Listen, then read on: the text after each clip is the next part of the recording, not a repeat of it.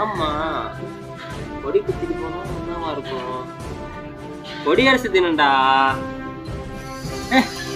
Republic டேடா. Republic டேவா? டேய், கொடி குத்திட்டு போனா கொடியரசு தினம் தான். ரிபப்ளிக் டேடா. 2 hours later.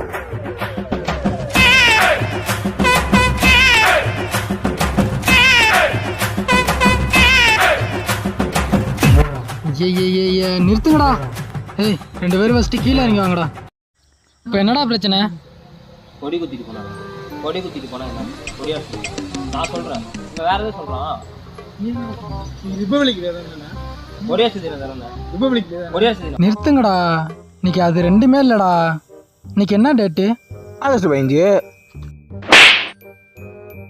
இன்னைக்கு காந்தி ஜெயந்திடா.